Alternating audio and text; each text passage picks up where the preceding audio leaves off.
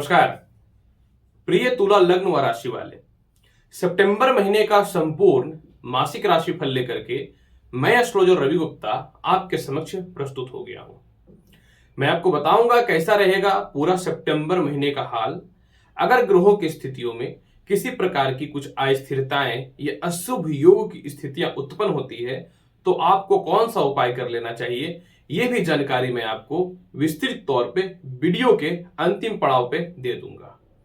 राशिफल बताने से पूर्व एक ये महत्वपूर्ण जानकारी मैं आपको यह बता दूं कि ये जो मेरा वीडियो है ये लग्न पे आधारित है, अर्थात आपको अपना लग्न पता है तो आप लग्न के अनुसार ही देखिए। आपको अपना लग्न नहीं पता है तदुपरांत आप चंद्र राशि या नाम राशि के अनुसार भी इस जानकारी को देख सकते हैं।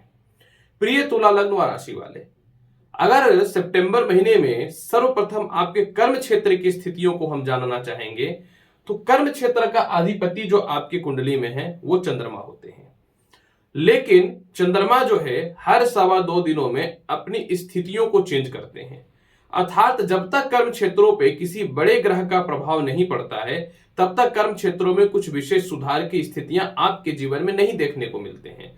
अगर कर्म क्षेत्र का हम बात करेंगे तो कर्म क्षेत्र पे ऑलरेडी अभी शनि की दृष्टि तो पड़ रही है, क्योंकि शनि जो है केंद्र में बैठ करके ससयोग बना करके रखा हुआ है। लेकिन वर्तमान समय में गोचर में शनि है वक्र अवस्था में। कोई भी ग्रह जब वक्र अवस्था में रहेगा तो उसका फल कहीं भी पूर्ण रूपेण एक जैसा नहीं मिल पाता है।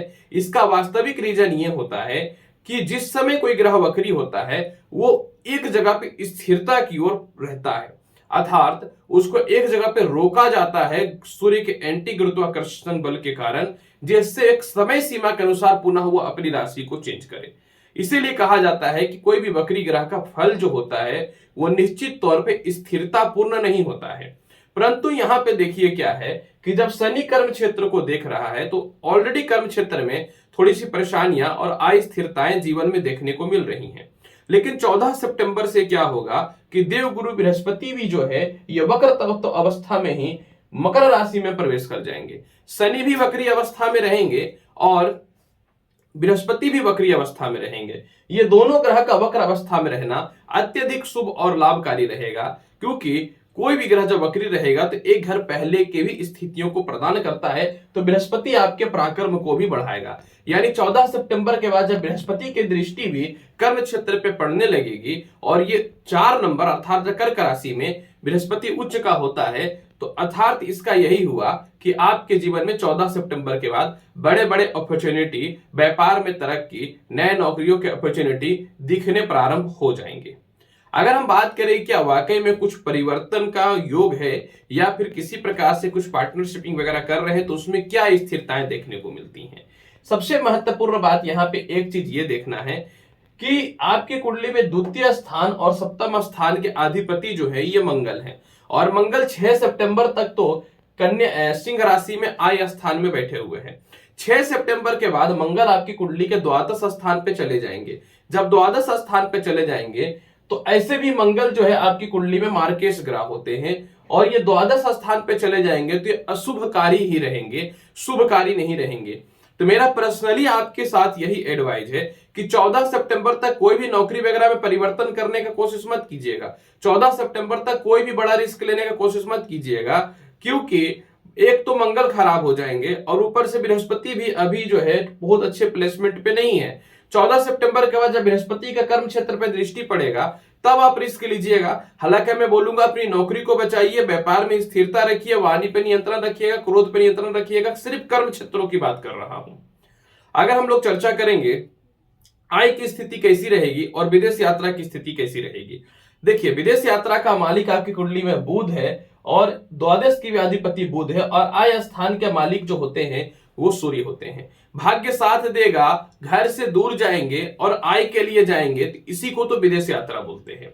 अब यहाँ पे सर्वप्रथम देखिए क्या है, द्वितीय स्थान का केतु निश्चित तौर पे कर्म क्षेत्र पे दृष्टि तो डाले हुए है, यानी आप मेहनत कर रहे हैं लेकिन उस हिसाब से आपको फॉरेन की ओर भेजने का कोई व्यवस्था नहीं कर पा रहे हैं आपके सीनियर या नहीं चाह रहे हैं। परंतु यहाँ पे एक तथ्य समझने वाली बात है, अभी बुध उच्च के हैं, इस पे कोई शक नहीं है। 22 सितंबर को बुध केंद्र में आ जाएंगे। तो आपका तात्पर्य यह है कि विदेश यात्रा का योग भली भांति बहुत ही बढ़िया बना हुआ है और सूर्य भी जो है 17 सितंबर तक आय स्थान में बैठे हुए हैं, यानी निश्चित तौर पे 17 सितंबर तक जो है आपकी कुंडली में ज्यादा प्रबल विदेश यात्रा का योग है। 17 सितंबर तक एफर्ट लगाते हैं तो जा सकते हैं, हालांकि इसके बाद भी योगों में कहीं से कोई कमी नहीं दिखता है। अगर आय की बात करें और धन की बात करें, क्योंकि बिना पैसे का तो संसार चलना नहीं है, कोई भी हो, बड़े से बड़ा व्यापारी हो, छोटा हो या धर्मात्मा ही क्यों ना हो, आपकी कुंडली में आय स्थान में सूर्य और मंगल बैठे हुए हैं, धन स्थान में देखिए केतु बैठे हुए हैं। एक तथ्य को समझने की आवश्यकता रहेगी आपको, जो सबसे महत्वपूर्ण है। तथ्य यह है कि आपके जीवन में 17 सितंबर तक तो सूर्य अपनी स्वयं की राशि सिंह राशि में रहेंगे और बुध जो है 22 सितंबर, मंगल जो है माफ करेंगे 6 सितंबर तक ही मंगल सूर्य के साथ बैठे हुए रहेंगे। अब ये दोनों ग्रह का तो मित्रवत संबंध है, लेकिन क्या होगा कि मंगल 6 सितंबर को चले जाएंगे द्वादश में, यानी धन जो अचानक आता है, जो आपके पैसे फंसे हुए हैं वो सभी पैसे तो आपके निश्चित तौर पे रुकेंगे 6 सितंबर के बाद। ऐसा इसलिए कि मंगल जो है वो द्वादश हो जाएंगे कन्या राशि शत्रुगत राशि में, और यहाँ पे फिर पूर्ण रूपेण फल नहीं दे पाएगा मंगल। हालांकि एक तथ्य यहाँ पे समझने की आवश्यकता रहेगी कि जब बृहस्पति यहाँ बैठ जाएंगे तो 7, 8, 9, यानी जब बृहस्पति 14 सितंबर के बाद जो है नीच भंग राजयोग बनाएंगे तो मंगल के ऊपर इनकी दृष्टि पड़ेगी, यानी थोड़े से सोर्स में कमी आएंगे, हल्के फुल्के पैसे आएंगे, लेकिन बहुत ज्यादा नहीं आएंगे। लेकिन रेगुलर इनकम ऑफ सोर्सेज की बात करूंगा तो 17 सितंबर तक जो है आपके आय में कहीं से कोई कमी नहीं रहेगा। 17 सितंबर तक स्थितियां बहुत अच्छी हैं। अगर 17 सितंबर के बाद अगर आप कोई बड़ा रिस्क लेना चाहते हैं तो मत लीजिएगा, क्योंकि आय में कमी देखने को मिलेगा। तो मैं पर्सनली आपको यही एडवाइस करूंगा कि बचने की कोशिश करिएगा तो ज्यादा बेहतर रहेगा। अगर हम पारिवारिक स्थिति और दाम्पत्य जीवन की चर्चा कर लेते हैं, सबसे पहले यहाँ पे देखिए क्या है, दाम्पत्य जीवन अधिपति मंगल जो है वो 6 सितंबर तक आय स्थान में बैठे हुए हैं। अब यहाँ पे एक तथ्य जो है सबसे महत्वपूर्ण, जो समझने की आवश्यकता है, अभी फिलहाल 6 सितंबर तक मंगल तो आपके जीवन में जो है कह सकता हूं कि सिंह राशि में है।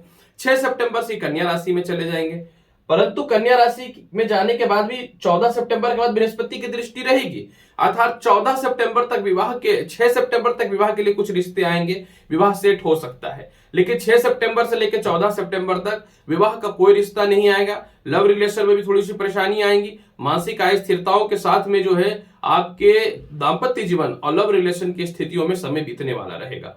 तो मैं पर्सनली एडवाइस यही दूंगा आपको कि आप कोशिश कीजिए कि अपने दाम्पत्य जीवन और लव रिलेशन को पूरे महीने ठीक रखने का, क्योंकि संजोग बस बहुत अच्छी स्थितियां तो उत्पन्न हो ही नहीं रही हैं।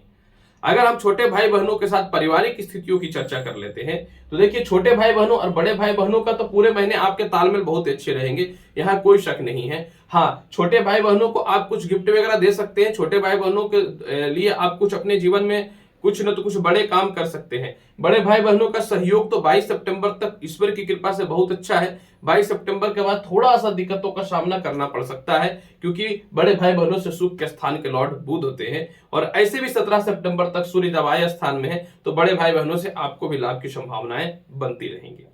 अगर हम चर्चा करना चाहेंगे माता पिता संपत्ति का क्या हाल रहेगा, माता पिता अधिपति जो है देखिए शनि बैठे हुए हैं, यहाँ पे एक समस्या उत्पन्न हो रहा है। शनि माता के स्वास्थ्य को डिस्टर्ब कर रहा है, घर से आपको दूर करके रखे हुए है, और घरेलू प्रॉपर्टी और संपत्ति रिलेटेड विवाद को भी उत्पन्न कर रहा है, क्योंकि यह टेढ़े अवस्था में और वक्र अवस्था में है।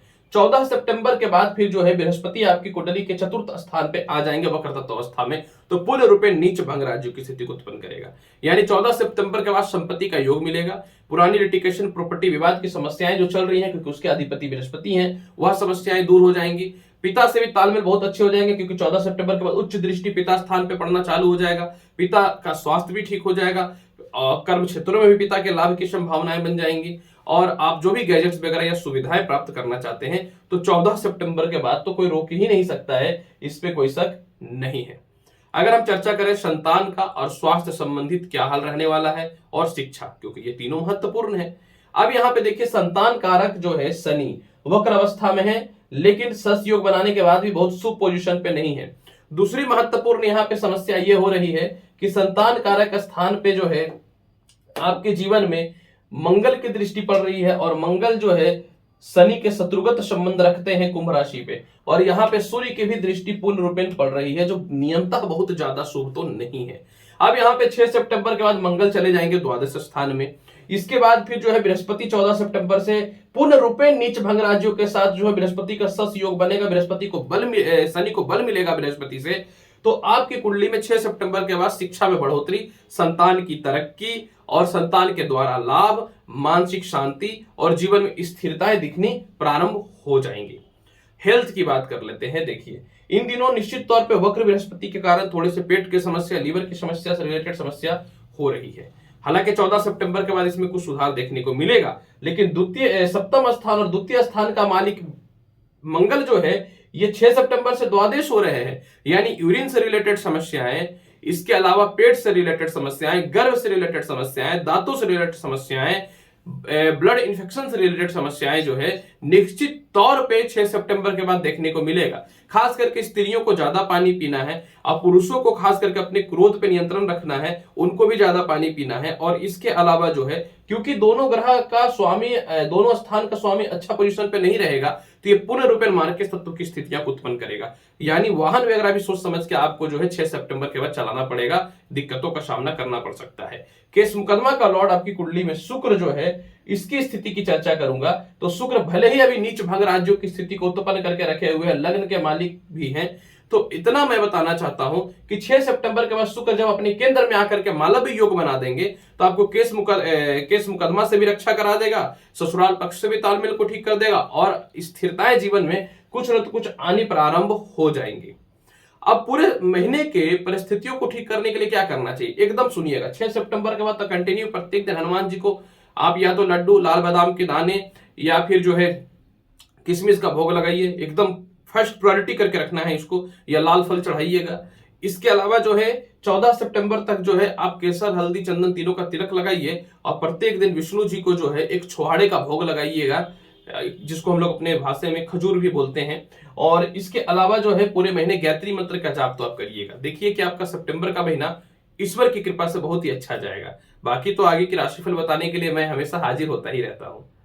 तो प्रिय तुला लग्न और राशि वाले, सितंबर महीने का क्या रहेगा हाल, इसकी संपूर्ण जानकारी मैंने आपके समक्ष प्रस्तुत किया है। उम्मीद करता हूं कि बताई गई जानकारी से आप पूर्ण रूपेण संतुष्ट होंगे।